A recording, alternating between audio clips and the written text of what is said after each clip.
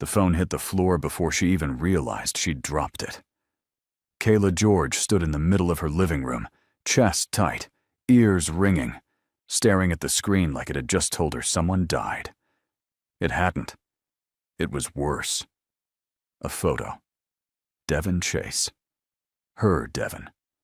Standing at the altar in a charcoal gray suit, holding the hands of a woman so polished she looked like she'd been carved out of marble. Both of them smiling. Both of them glowing. The caption read, "He said yes to forever. Congratulations, Devin and Miranda." Kayla didn't cry right away. She just stood there, breathing, counting the cracks in the ceiling like they could hold her together. Then her knees gave. And across the city, in a glass-walled office that overlooked the entire skyline, a man sat in silence, reading a file. He hadn't slept. He rarely did. But tonight, something pulled at the edge of his attention, like a thread slowly unraveling. He pressed 2 fingers to the bridge of his nose and exhaled. His assistant knocked once. "Sir, the surveillance report from the west side. There's something you should see." Seo Jahan didn't look up. "Leave it." "Sir, it involves the woman from the—" "I said leave it." The assistant backed out quietly. Jihan leaned back in his chair, eyes moving slowly to the rain sliding down the window glass. Somewhere in this city, something was breaking. He could feel it the way you feel thunder before you hear it. He just didn't know yet that it was her. You need to understand something before this story goes any further. Some people ruin things, not because they're evil. They ruin things because they're scared. And fear dressed up in pride is the most dangerous kind of love story. This is that story. If you've ever waited for someone who kept making you feel invisible, stay with this. Because what happens next will reach into your chest and hold something there. Don't let this play in the background. Pull up a chair. This one deserves your full attention. If this already hit something in you, tap subscribe right now. Not because we asked, but because you know this story is yours too. And the people watching this channel are the kind who've lived through something real. Comment below and tell us, have you ever smiled at someone's happiness while your heart was quietly falling apart? Let's start there. Now, let's go back to where this all began. Kayla George grew up knowing how to hold herself together. She was the kind of woman who showed up. To work, to friendships, to the people she loved, always, without complaint, without theatrics, just solid, steady, quietly extraordinary. She'd moved to Atlanta at 24, fresh out of her master's program, with 2 suitcases, a job offer, and the kind of hope you can only afford when you haven't been hurt yet. She got a small apartment on the east side, started her career in nonprofit management, volunteered on weekends, called her mother every Sunday without fail. And somewhere in the middle of all that quiet building, she met Devin Chase. It wasn't dramatic. It never is with the ones who matter. He'd walked into a charity fundraiser she was coordinating, wearing a smile that had no business being that disarming, and asked her where the coffee was. She pointed. He went. He came back with 2 cups. "Swore you looked like you needed one too," he said. She laughed. And that was it. That was the beginning of something that would take 7 years to fully destroy her. Devin Chase was the kind of man that made sense on paper and chaos in real life. His family had money. Old money. The kind that didn't need to be spoken about because it showed up everywhere quietly. He ran a mid-sized investment firm his father had passed down to him. He was charming, without trying. Funny, without being loud about it. And when he focused his attention on you, it felt like standing in sunlight. Kayla never told him she loved him. She almost did. Dozens of times. The words would sit right there at the back of her throat, and she'd swallow them like they were too heavy to let out. Because Devin was the kind of man who collected people's feelings and didn't always know what to do with them after. She'd watched him cycle through women who threw themselves at him. She'd watched him smile, enjoy it, and move on. She told herself she was being smart, protecting herself. She wasn't. She was just waiting, and hoping, and pretending that the friendship they had was enough when it was never, ever enough. They talked every day, argued about ridiculous things. He'd call her at 11 at night just to ask if she thought pineapple belonged on pizza. She'd hang up on him. He'd call back, laughing. "Kayla, just answer the question." "Good night, Devin." It's a simple yes or no. Click. She'd smile in the dark of her room like an absolute fool. Phone on her chest, heart embarrassingly full. Their friends saw it, and even strangers saw it. There was a running joke in their circle that Devin and Kayla were the slowest love story in Atlanta. Everyone was waiting for the moment one of them finally said it out loud. That moment never came, because Devin Chase was afraid. Not of Kayla specifically. He was afraid of what she represented. Kayla wasn't a casual thing. She wasn't something you tried and let go of. She was the kind of woman you chose permanently. And permanent things scared Devin in ways he couldn't explain even to himself. So he kept her close enough to feel safe and far enough to avoid commitment. And Kayla, because she loved him the way quiet people love, stayed right where he kept her. In that warm, ambiguous in-between space that fed her just enough to keep her from leaving. She didn't know it was slowly hollowing her out. On one Thursday evening, their friend Marcus hosted a small dinner at his place. 9 people crammed around a table meant for 6, plates of jerk chicken and plantain going around, everyone talking over each other the way old friends do. Devin sat across from Kayla. They spent most of the meal throwing invisible comments at each other through eye contact. She raised an eyebrow at him when Marcus made a terrible joke. Devin pressed his lips together, fighting a smile. She looked away first. He watched her for exactly 3 seconds too long. Marcus noticed. He always noticed. Later, while they were washing up in the kitchen, Marcus pulled Devin aside. "Bro, when are you going to just say it?" Devin didn't pretend not to know what he meant. He just rinsed a dish and said nothing. 7 years, Devin. Marcus? 7 years. Devin set the dish down. It's complicated. Marcus looked at him with the flat, unimpressed face of a man who had heard that word used to justify too many cowardly decisions. It really isn't, he said. You're scared. That's it.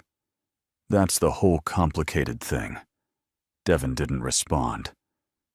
At some point, Marcus said quietly, she's going to stop waiting. And you're going to spend the rest of your life watching some other man be everything you were too scared to be. Devin laughed it off, picked up the dish again, changed the subject. But that night, driving home alone, Marcus's words followed him like a second passenger in the car. He didn't sleep well. The next week was when things began to turn. Devin started noticing other men noticing Kayla. He'd never really paid attention before. Or maybe he had and chosen to file it away neatly, but now it was impossible to ignore. At a gallery opening downtown, a man named Ethan, tall, architect type, easy smile, spent 40 minutes talking to Kayla near the wine table. Kayla was laughing, real laughing, the kind Devin usually got to see, her head tilted, her hand lightly touching the man's arm as she made a point. Devin stood 15 feet away holding an untouched glass of red wine, jaw tight. He told himself he wasn't jealous. He was absolutely jealous. The drive home that night, he and Kayla walked to their cars together like always. She was relaxed, happy. She told him Ethan was a nice guy, that they might grab coffee sometime. Devin said, "Cool." The word came out flatter than he meant it to. Kayla glanced at him. "You okay?" "Fine," he said. "So just tired." She looked at him for a second, the way she always did when she knew he was lying but chose not to press. "Okay. Good night, Devin." She drove away. He sat in his parked car for 11 minutes, staring at nothing. Something uncomfortable was moving around inside his chest. Something he didn't know how to name because naming it would require admitting things he wasn't ready to admit. So instead of doing the honest thing, Devin Chase did what emotionally blocked, pride-soaked men have done throughout the entire history of bad decisions. He made a plan. Not a good plan. Not a mature plan. A plan built entirely out of ego dressed up as strategy. He told himself it was calculated. He told himself it would work. He told himself that if Kayla saw him with someone else, someone serious, she would finally show her hand. Finally admit what everyone already knew. Finally give him the reaction he could point to and say, "See? She wants me." And then he could decide what to do from a position of power instead of vulnerability. The problem with plans like that is that they always assume the other person will behave the way you need them to. They never account for someone having more dignity than you expected. Devin met Miranda Holt at an industry event 3 weeks later. Miranda was the kind of woman who walked into rooms and made sure everyone knew she'd arrived. She was beautiful in a deliberate, high-maintenance way. Sharp, strategic. She had her own money and her own agenda, and she was very clear about what she wanted from Devin, which was mostly access to his business connections and a title. Well, no, they were compatible the way two people can be compatible when neither of them is actually invested. Devin moved fast, deliberately fast, faster than any of his previous situationships. He started posting dinners, events, weekend trips, Miranda in every frame. And within 2 months, the rumors had hardened into something official. Devin Chase was in a serious relationship. Kayla heard about it the way you hear about most things that gut punch you, casually, through a group chat message that wasn't even aimed at her. Someone sent a photo. Devin and Miranda at a rooftop restaurant, his hand on the small of her back, her head tilted toward his shoulder. Kayla put her phone down, picked it up again. Put it down. She texted Devin, "Is this real?" He called her back immediately, too quickly, like he'd been waiting. "Hey," he said. Is it real?" A pause.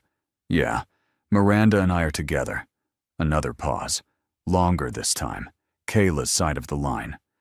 "Okay," she said finally. Her voice was level, controlled.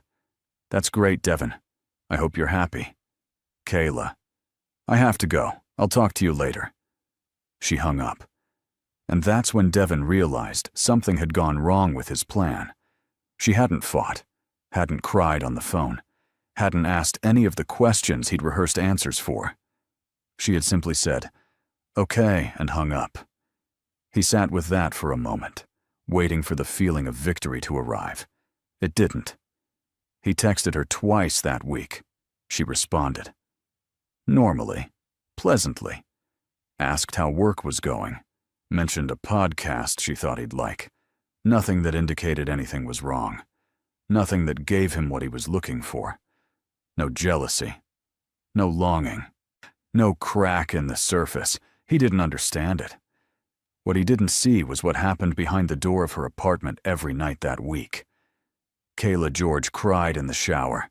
She cried quietly, which is the worst kind, because it means you're used to holding it in even when it's tearing you apart. She sat on the bathroom floor with the water running hot until it turned cold, and she let herself feel every bit of what she'd been sitting on for 7 years. She didn't blame Devin in those moments. She blamed herself. For waiting. For hoping. For building a life around someone who was never holding space for her in return. She called her sister on Friday night. "I'm done," she said. Simply. Finally. "Done waiting?" her sister asked. "Done everything." A long pause. Then her sister said very gently, "Good." That was all. But it landed like a key turning in a lock. Over the next few weeks, something shifted in Kayla. It wasn't loud. It wasn't dramatic. It was the quiet shift that happens when a woman finally stops arranging herself around someone else's comfort. She started making plans she hadn't let herself make before. A transfer opportunity had come up at work, a regional director position in a city 3 hours away. She'd been sitting on it for 2 months, telling herself she'd think about it later. She stopped thinking and started applying. She also started showing up differently. She went out more, laughed more, let herself be present in conversations without the background hum of wondering what Devon would think. She went to that coffee meeting with Ethan, the architect. It was fine, pleasant, nothing earth-shattering, but it reminded her that there were men in the world who looked at her and saw something worth pursuing. That helped more than she expected. Devon, meanwhile, was receiving the exact opposite of what he'd been hoping for. Miranda was not what he had anticipated in practice. What worked on paper, two independent people with clear boundaries and mutual benefit, became suffocating in reality. Miranda did not do gray areas. She called at exact times and expected to be answered. She had opinions about his friends, his schedule, his wardrobe, and she expressed those opinions with the quiet authority of someone who had already decided they were correct. Devon started to feel the walls closing in about 6 weeks into the relationship. The thing about a cage built from your own choices is that you can't exactly complain about it to anyone. And he'd made this very publicly, announced it very deliberately. Walking it back wasn't something his pride would allow, so he stayed. And it got worse. But even then, his first instinct was always to wonder what Kayla thought. He'd catch himself reaching for his phone to call her the way he used to, then stopping. Something felt different. She was still there when he texted, still warm. But there was a space in her responses now, a small, careful distance that hadn't been there before. He didn't like it. He went to Marcus again. This was becoming a habit. "She's pulling back," Devon said. They were at a sports bar, a game playing on the screen neither of them was watching. Marcus turned to look at him with an expression that could only be described as the face of a man who had absolutely no patience left. "Devon, you're in a relationship, with someone else, that you started on purpose." "I know. Then why are you sitting here talking to me about Kayla?" Devon was quiet. Marcus leaned forward. "Let me ask you something straight. Do you love her?" No answer. "Do you love Miranda?" Still nothing. "Devon, I don't know, Marcus." "You do know," Marcus said quietly. "That's the problem. You've known for a long time. You're just hoping if you sit still long enough, the decision will make itself." Devon picked up his drink. That is exactly what it is," Marcus said. "And I'll tell you right now, while you're sitting here hoping she'll wait, she is over there figuring out how to live without you. And once a woman like Kayla figures that out, Devon, there's no undoing it." Devon looked at the ice at the bottom of his glass. Marcus sat back. I really hope you figure yourself out before it's too late. I genuinely do." The game played on. Devon didn't see any of it. He texted Kayla that night, something casual, asked if she'd watched a show they used to follow together. She replied an hour later. "Haven't had time lately. Been busy with something exciting. I'll tell you about it when it's confirmed." He read that 3 times. Something exciting? That was new. He wanted to ask. He stopped himself. Typed and deleted 4 different responses before settling on, "Sounds good. Let me know." She sent a small thumbs-up emoji. He stared at his phone screen like it had personally wronged him. 2 weeks later, she told him. A text. Casual, almost cheerful. "Got the promotion. Taking the transfer. Moving to Charlotte in 6 weeks." Devon read it once, then again.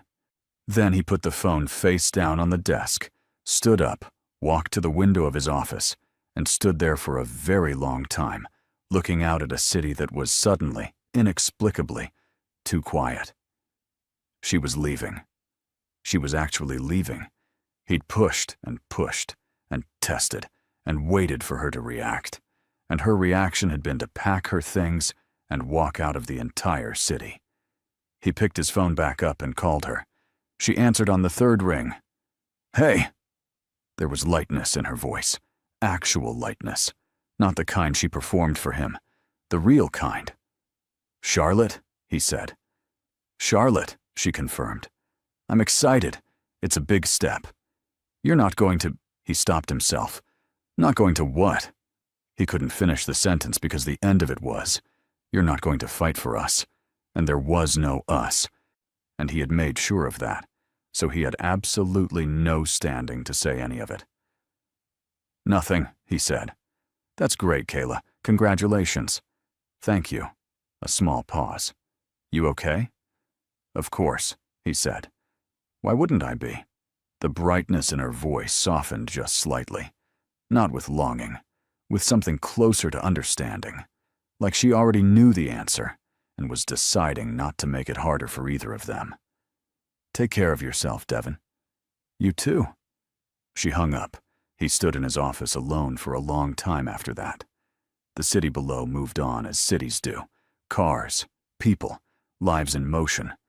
And Devin Chase stood in the middle of all that motion, perfectly still, finally beginning to understand the size of what he had done. This is the moment. Right here. Pause the story in your mind just for a second. Has anyone ever made you feel like you were their backup plan while you were treating them like they were everything? Like you were first in line in your own heart, but somewhere near the bottom of theirs? If that's ever been you, say something in the comments. Don't scroll past this moment. The people watching this channel are not here for noise. They're here because they've lived through something. And your story, even just 3 words of it, might be exactly what someone else needs to hear today. Stay with us. It gets heavier before it gets better. Charlotte was a beginning. Kayla arrived with 2 suitcases and a clarity she hadn't known was possible. She found a clean 1-bedroom apartment with good light, close to her new office. She bought plants, cooked real meals, walked to the farmer's market on Saturdays. She video called her mother more, laughed more, slept without the background weight of someone else's confusion pressing down on her. She wasn't pretending to be okay. She actually was. That surprised her at first. She'd expected the grief to follow her, and it did, in small ways. A song would come on. She'd reach for her phone to share it with Devin before remembering. But the reaching got slower. The pause before stopping got longer. The grief was present, but it was shrinking, the way grief does when you stop feeding it and start feeding yourself instead. She threw herself into the new role. Her team was sharp. The work was meaningful. Within 2 months, she had restructured 3 programs and brought in 2 new funding partnerships. Her director called her a force. She smiled at that, quietly, privately. She also made new friends. For her neighbor, a retired teacher named Gloria, who had opinions about everything and delivered them with 0 apology. A woman from her office, Tunde, originally from Nigeria, who made Kayla laugh until her stomach hurt at least twice a week. Small things. Real things. She dated a little. Nothing serious. A second date here. A pleasant dinner there. She wasn't looking for lightning. She was just reminding herself she was still in the world, and the world still had things to offer. She had almost fully exhaled, which is exactly when the universe decided to introduce something new into her equation. It started with a complication at work. One of their major funding partners, a private investment group, suddenly froze their grant mid-cycle. No warning, no formal explanation, just a letter citing portfolio restructuring and a wire transfer that never arrived. $60,000. Gone. And with it, 2 programs serving vulnerable youth in the area. Kayla went into damage control, called the investment group's liaison, got nothing, called the regional office, got bounced around for 4 days. She started pulling other funding leads, worked late, came in early. She was not going to let kids lose access to those programs because some suits uptown decided to quietly rearrange their priorities without a phone call. On a Wednesday evening, exhausted, she was sitting at a coffee shop near her office with a stack of documents and a very strong Americano when the chair across from her was pulled out. She looked up, ready to explain that the seat was taken by the imaginary version of herself that had actually eaten lunch today, and stopped. The man standing across from her was not someone you looked away from quickly. Tall, Korean, somewhere in his mid-30s. His face was the kind of calm that didn't come from having an easy life. It came from having survived enough of a hard one that nothing could shake you anymore.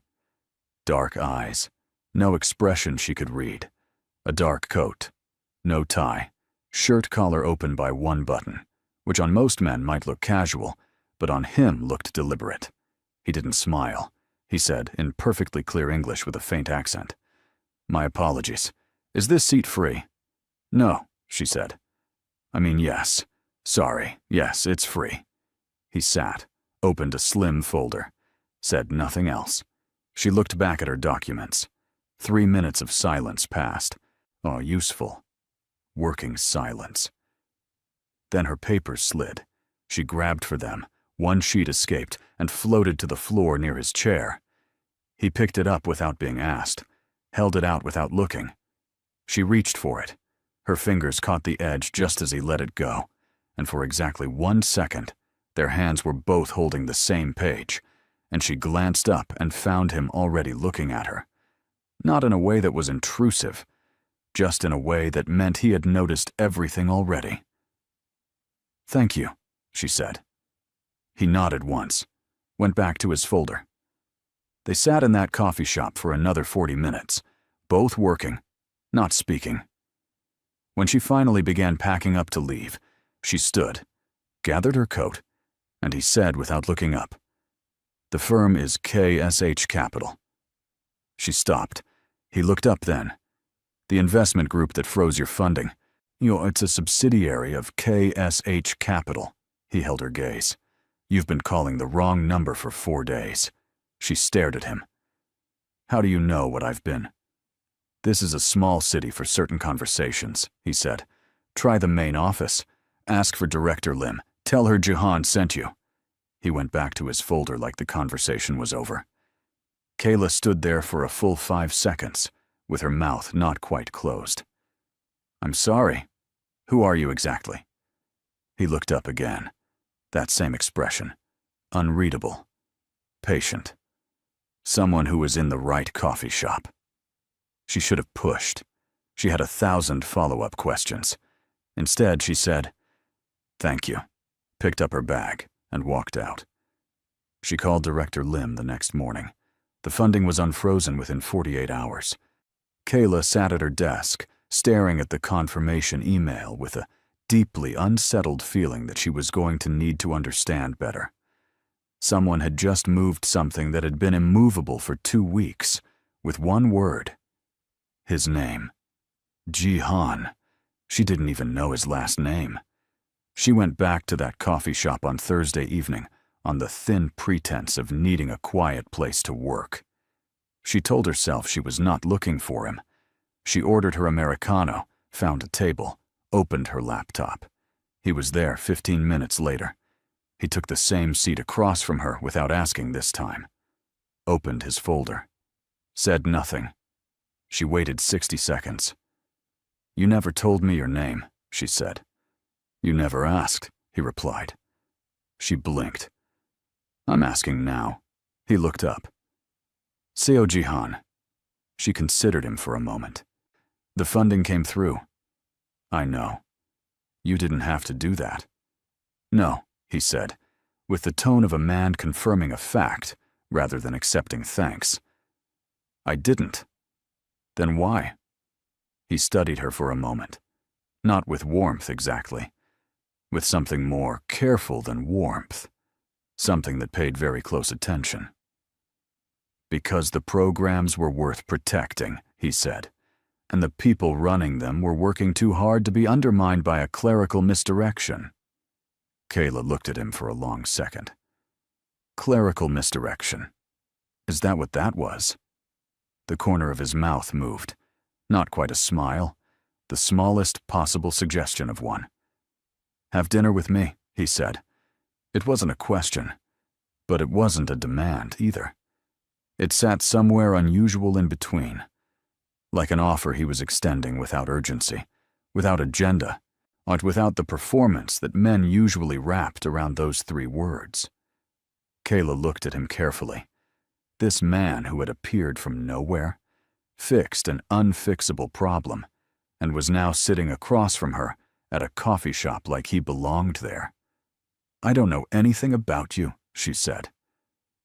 That's what dinner is for, he said. She should have said no. She almost did. But there was something about the steadiness of him, the complete absence of effort in how he sat in the world, that made her feel something she hadn't felt in a very long time. Safe. Not in a soft way. In the way you feel safe standing near something so solid and unmovable that nothing can get to you while it's there. One dinner, she said. One dinner, he agreed.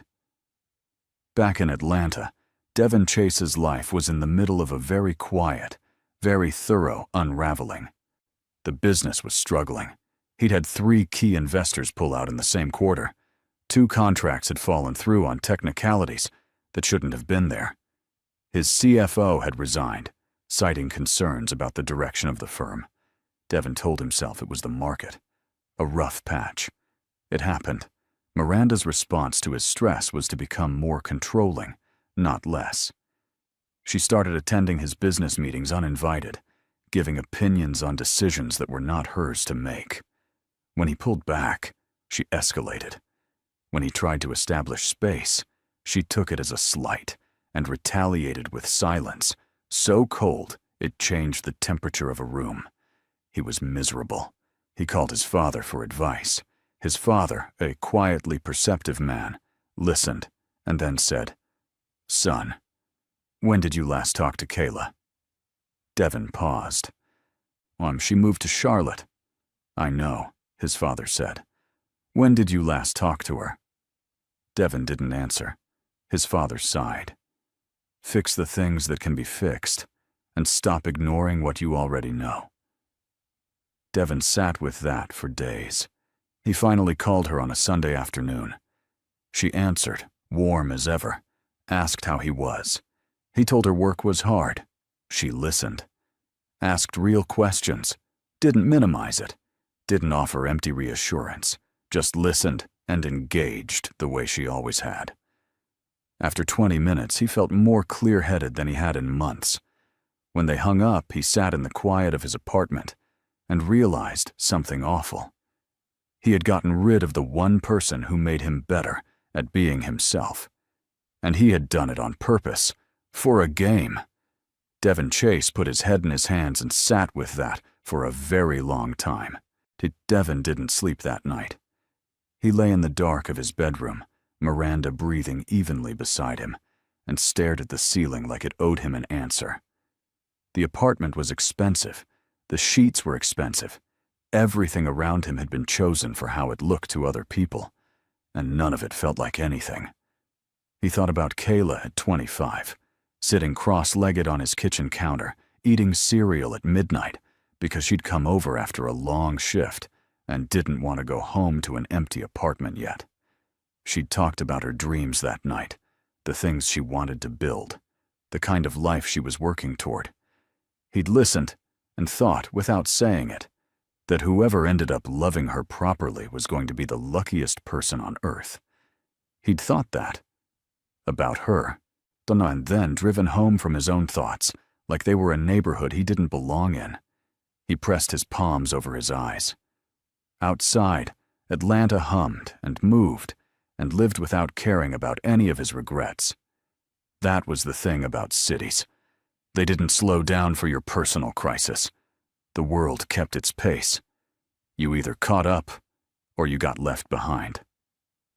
Devin was beginning to feel very, very left behind. He made a decision at 3 in the morning, the way bad decisions are often made, in the dark, without a plan, powered entirely by desperation. He was going to go to Charlotte. He was going to see Kayla. He was going to say the things he should have said years ago, and let whatever happened happen. It felt like courage. It was not courage. It was panic wearing courage's coat. He told Miranda he had a business trip, so she looked at him with narrowed eyes and said nothing. Which was somehow worse than if she'd argued. He drove to Charlotte on a Friday. He hadn't told Kayla he was coming. That was his first mistake. There would be others. He found her office building with no trouble. Sat in his car across the street for 20 minutes.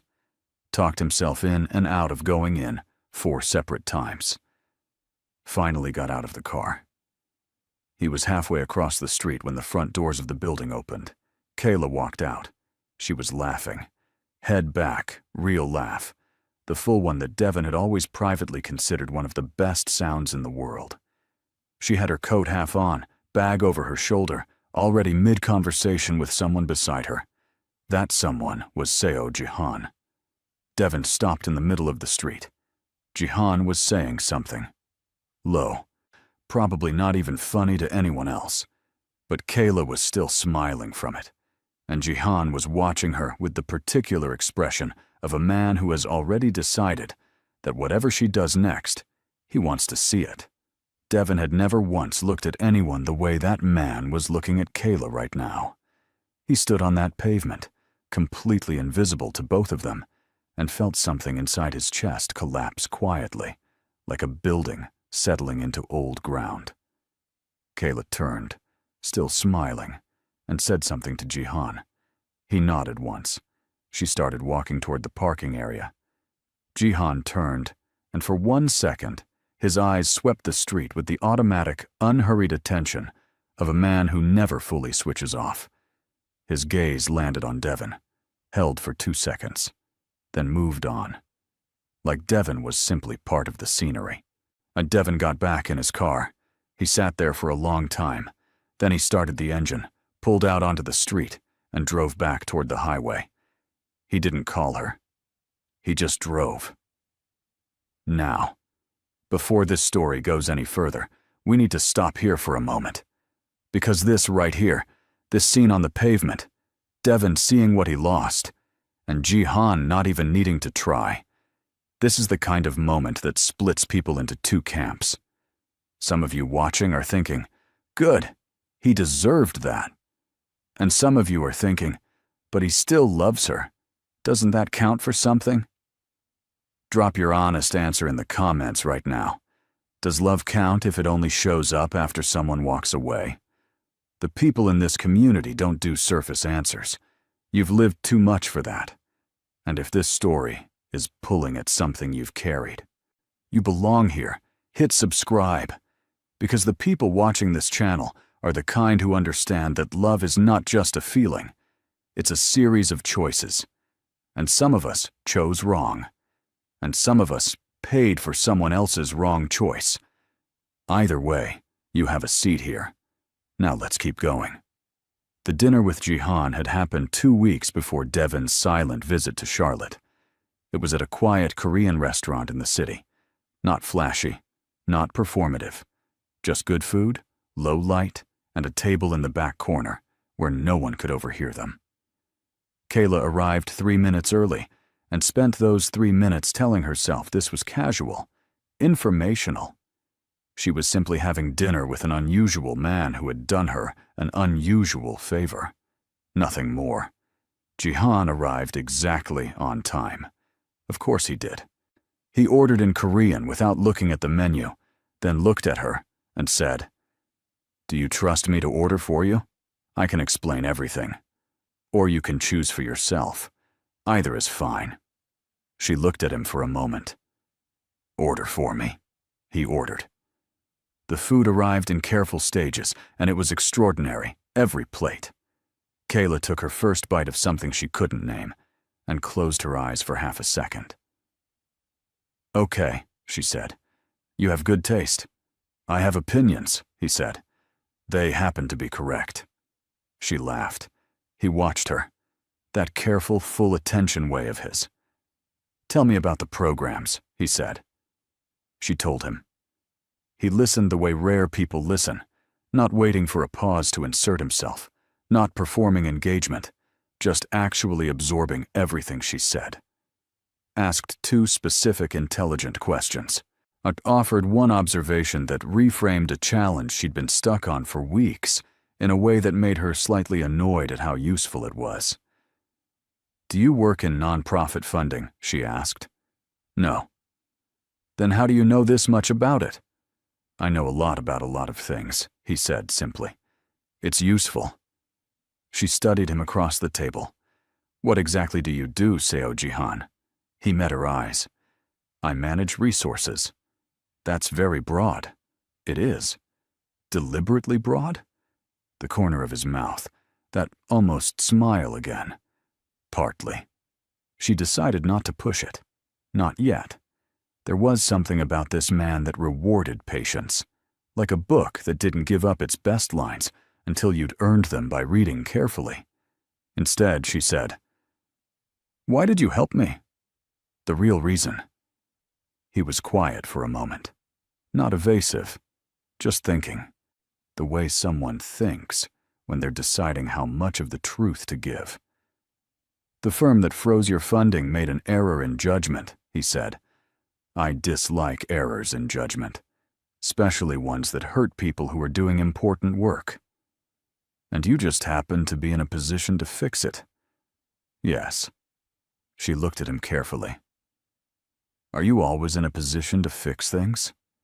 He held her gaze. "Often." That should have been unsettling. Somehow it wasn't. Somehow, it was the most honest thing a man had said to her in years. They talked for 2 hours. She found out that he was from Seoul, had spent years between Korea, the United States, and several other countries she didn't ask about yet. He had a younger sister he clearly adored, but spoke about with restraint. He liked silence, rain, and extremely bitter coffee. And he did not like small talk, which explained why he didn't do it. He asked her about her family, her work, where she grew up, the things that made her who she was. No one had asked her those things in a long time. Devin had known her so long he'd stopped asking. But Jihan asked like he was genuinely building a picture, adding careful detail by careful detail. When they left the restaurant, they stood outside on the quiet street for a moment. "This was good," she said. "It was," he agreed. "You're an unusual person," she told him. "I've been told." She smiled. "Thank you. For dinner. And for the other thing." He nodded once, and then, without any of the usual posturing or pretense men inserted into these moments, he said, "I'd like to do this again. Not soon.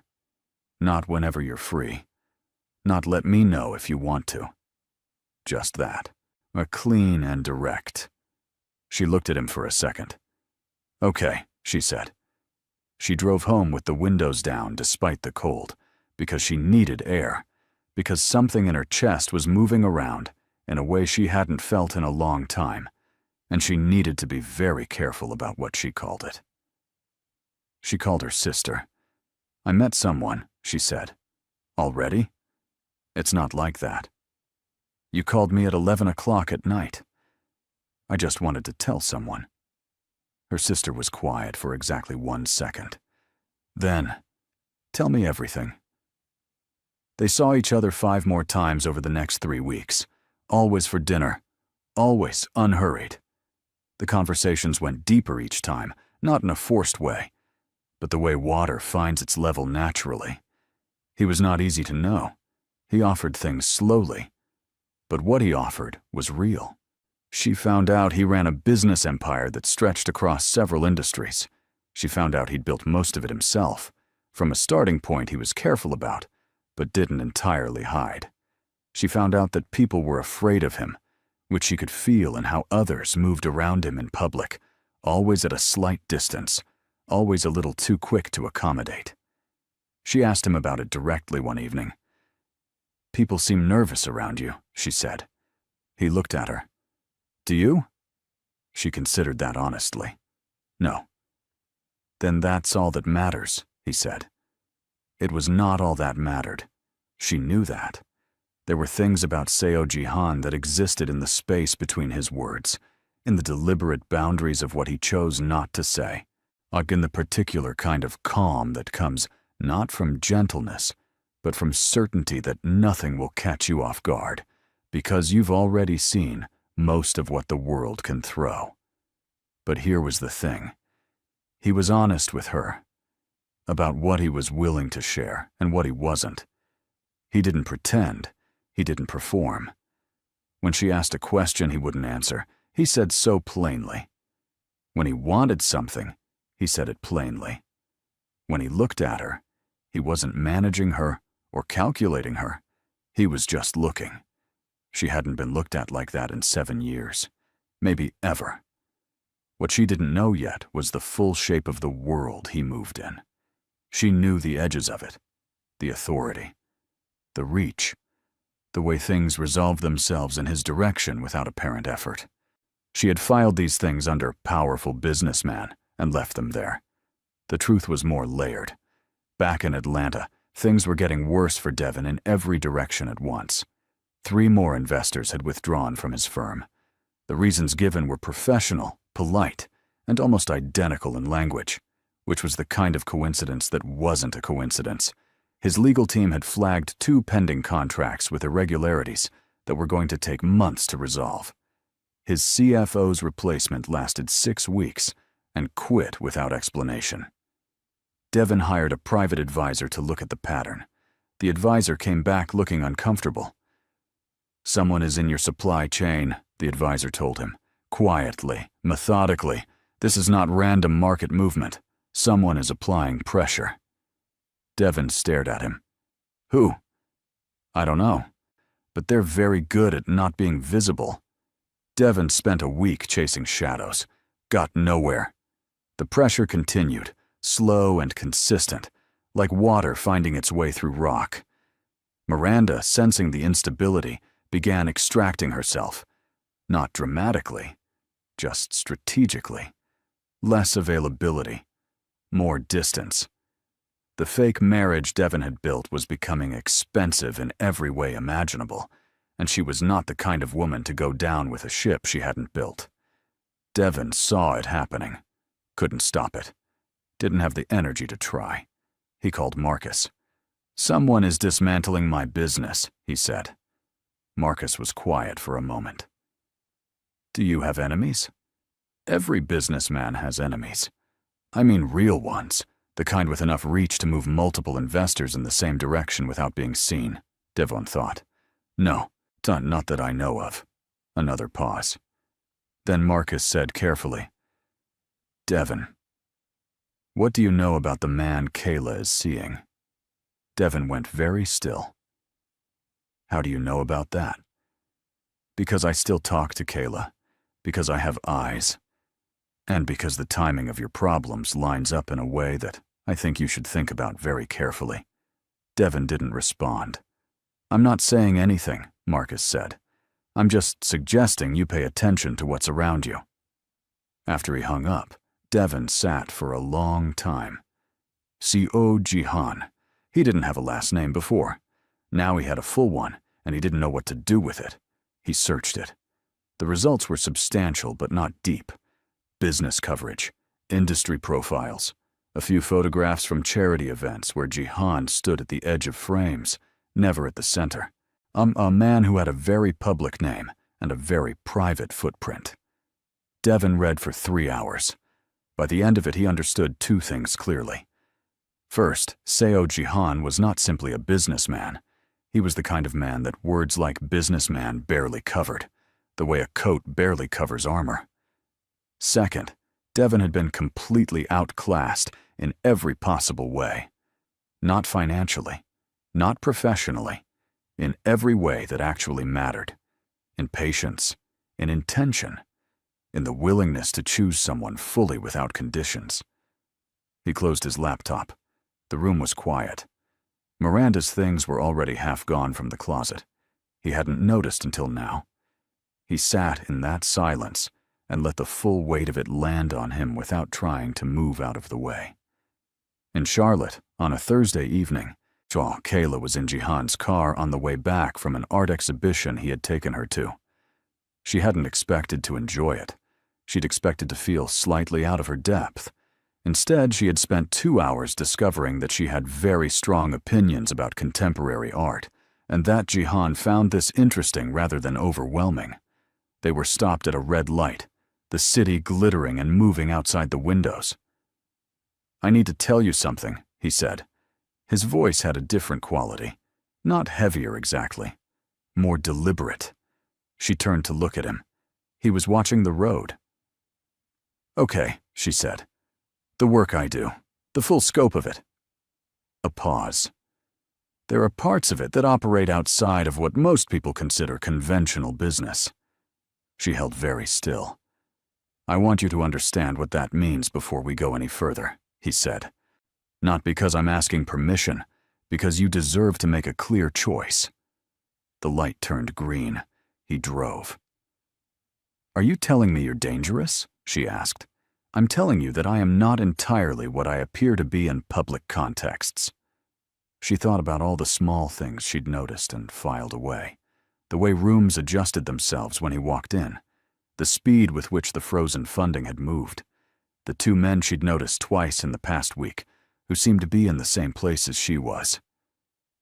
"Those men," she said. "The ones I've been seeing." A pause. "Yes." "You sent them?" "Yes." She exhaled slowly. "Why?"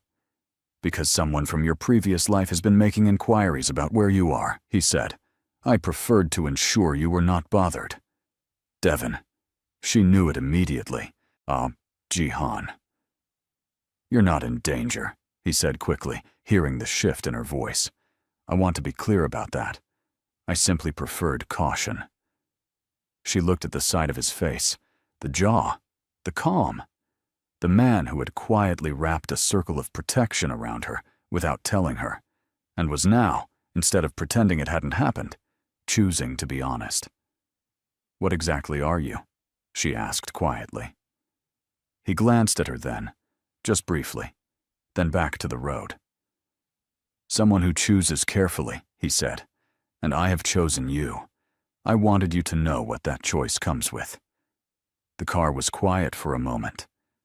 "I'm not afraid of you," she said. "I know. But I need you to not make decisions about my safety without telling me first." He was quiet for a second. Then, "That's fair. And I need you to understand that I am not someone you protect by keeping me in the dark." Another pause. Longer. "I understand," he said. And he meant it. She could tell by the way he said it. Not performing agreement, actually recalibrating. She looked out the window at the city rolling by. She should have been afraid. Part of her distantly registered that this was the reasonable response, but the fear kept not arriving. Instead, there was something else, something complicated and warm and serious. He pulled up outside her building. Neither of them moved immediately. "The man making inquiries," she said. "Devin." "Yes." "What have you done about his business?" Silence. "Jihan." "Nothing permanent," he said carefully. "Nothing he cannot recover from if he chooses to." She turned to look at him fully. That needs to stop." He met her eyes. "Done." Just like that. No argument. No justification. She said, "Stop," and he said, "Done." The ease of it frightened her almost more than the action had. "I don't want to be the reason someone's life falls apart," she said. "You're not," he said. "His choices made that foundation. I simply tested it. It was already weak." She sat with that for a moment. "I'm still mad at you a little," she said. "I know. You should have told me." "Yes." She got out of the car, stood at the open door for a moment. He was watching her with that steady, full attention expression that had unsettled her from the first evening at the coffee shop. "Good night, Jihan," she said. "Good night, Kayla." She went inside, stood in her apartment hallway, back against the door, eyes on the ceiling. This man, on this absolutely unprecedented, infuriating, quietly extraordinary man. She stayed there for a full minute. Then she pushed off the wall, went to the kitchen, and made herself tea, which she did not drink because she was too busy thinking. She called her sister again. "He's not exactly what I thought," she said. Her sister was quiet for a second. "Is he good to you?" Kayla thought about it. All of it. The coffee shop, the funding, the dinners, the honesty in that car. "Yes," she said. "Then pay attention to that," her sister said. "The rest you figure out as you go." Devin came to Charlotte again. This time he called first. Kayla agreed to meet him for coffee because she wasn't the kind of woman who hid from things. They met at a neutral place, a coffee shop near a park. Devin arrived early. Kayla arrived on time. She looked different. He couldn't name exactly how. It wasn't her hair or her clothes. It was something in how she sat in herself. Like the constant low-grade tension he'd always sensed in her, that holding pattern feeling she used to carry, was gone. She was just present. Fully. Simply present. It wrecked him. "You look good," he said. "Thank you," she said pleasantly. "How are you?" He'd planned a speech. 3 versions of it, actually. He had even practiced in the car. But looking at her now across the table, all 3 versions dissolved. "I made a mistake," he said. She held her coffee cup and looked at him. "Several of them," he continued, "over a long period of time. And I think some part of me knew, while I was making them, that they were wrong. And I did it anyway." She was quiet. "I was scared," he said, "of what it meant to actually choose you. Because choosing you meant being serious, being real. And I didn't know how to be real about something that mattered that much." Kayla looked at him for a long moment. Her expression wasn't cold. It wasn't angry. It was something more difficult to argue with. It was complete. "Devin," she said gently, "I believe you." He felt a small surge of something. "But believing you," she continued, "doesn't change anything." The something deflated. "I'm not angry at you," she said. "I was. For a while. But I'm not anymore. What I am is different now. I spent a long time waiting for you to choose me. And while I was waiting, I was becoming less of myself. Smaller. More careful. Like I was always halfway waiting to exhale." She paused. I exhaled, Devin. Finally. And I'm not holding my breath again. He looked at the table. "Is it him?" "Jihan." She didn't flinch. "It's me," she said. "It was always going to be about me eventually." "But you're with him." "Yes," she said simply. Devin was quiet for a long time. "Is he good to you?" She looked at him steadily. "Yes." He nodded, looked at his coffee, looked out the window at the park where people were walking dogs and pushing strollers and living their uncomplicated Friday afternoons. "I should have said it," he said quietly. "Years ago. I should have just said it." "Yes," she said. "You should have." She said it without cruelty, just clearly. The truth, offered without decoration. Devin nodded again, stood up after a moment. "I hope you're happy, Kayla. I really do." She looked up at him, and for just a second, something moved across her face. Not a second thought. Not longing. Just compassion. The kind you feel for someone you cared about deeply, who couldn't get out of their own way. "Take care of yourself, Devin," she said, "and fix your life. Not for me. For you." He left. She sat with her coffee for another 10 minutes alone. Then she got up, walked out into the mild afternoon, and called Jihan. He answered on the second ring. "How did it go?" "Fine," she said. "I'm fine." A pause. Good. She started walking toward her car. I was thinking, dinner tonight. Your choice. She could hear the almost smile. I'll pick you up at 7. 7, she confirmed. She hung up and stood in the parking lot for a moment, face tilted toward the pale afternoon sky. She breathed in, breathed out. There was no earthquake in her chest, no storm, just a quiet steadiness, the kind that doesn't make for a dramatic story, but makes for an extraordinary life. She had learned the hard way that love was not supposed to cost you your peace. It was not supposed to keep you in a permanent state of waiting. It was not supposed to feel like something you had to earn over and over again from someone who wasn't sure they wanted to give it. Real love, she was beginning to understand, felt like what she felt when Jihan picked up the phone. Steady, present, chosen. Weeks passed. Life moved. The programs at her organization were fully funded again, better positioned than before. Her team flourished. She flourished. Jihan moved between his work and Charlotte with a consistency that said, quietly and without performance, that wherever she was mattered to him. He was not easy. She wouldn't have trusted easy. He had a world that she was only partially inside of, and there were evenings when the weight of that world sat in the room with them. But he was honest. He was consistent. And when she pushed back on something, he listened. Actually listened. Not to manage her, to understand her. One night they were sitting on her couch, both reading, the apartment quiet. She looked up at him for no reason, and he looked up at exactly the same moment as if he'd felt it. They looked at each other, across the quiet room. What? He said. Nothing, she said. Just checking.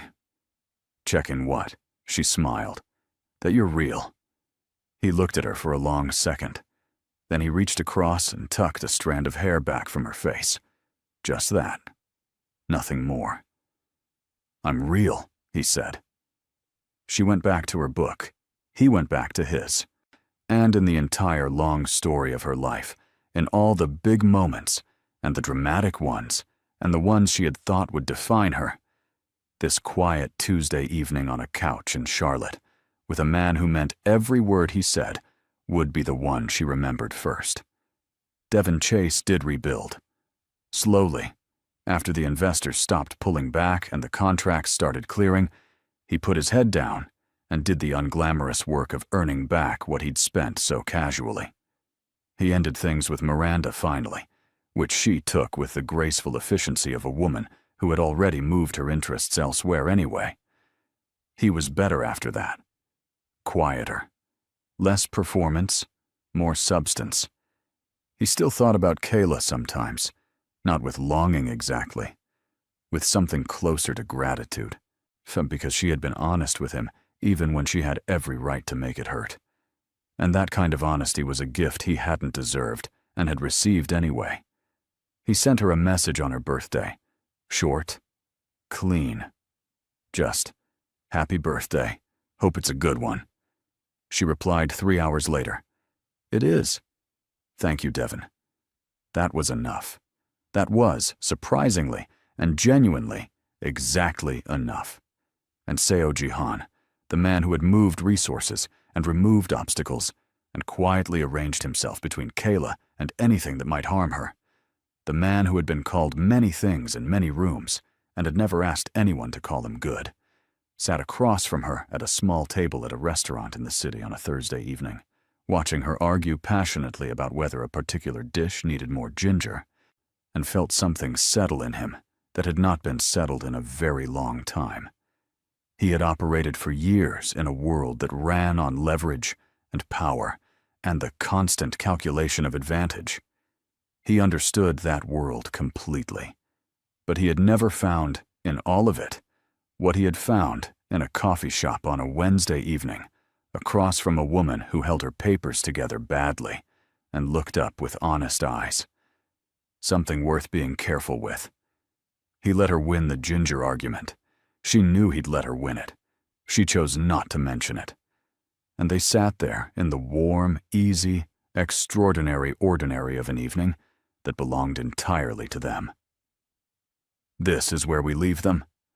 Not at a grand gesture, not at a perfect ending wrapped in ceremony, but here, in the real, in the chosen, in the quiet proof that the love worth having is the one that shows up in the regular Tuesday of your life and stays.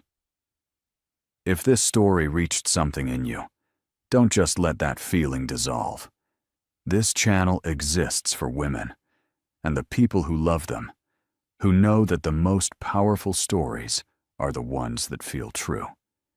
If you've ever loved someone who wasn't ready, if you've ever had to choose yourself when everything in you wanted to choose someone else, if you've ever had to exhale for the first time in years and realize you hadn't been breathing properly all along, then you already know what this story was really about. It wasn't about Devin losing. It wasn't about Jihan winning. It was about Kayla deciding. And in deciding, becoming. See, subscribe to this channel if you believe that women who choose themselves deserve to be celebrated loudly. Comment below and tell us the moment you decided to stop waiting for someone who wasn't coming. Your story matters here. This community is built for depth, for lived experience, for the kind of emotional intelligence that only comes from having actually been through something. You belong here, and the next story is already waiting for you.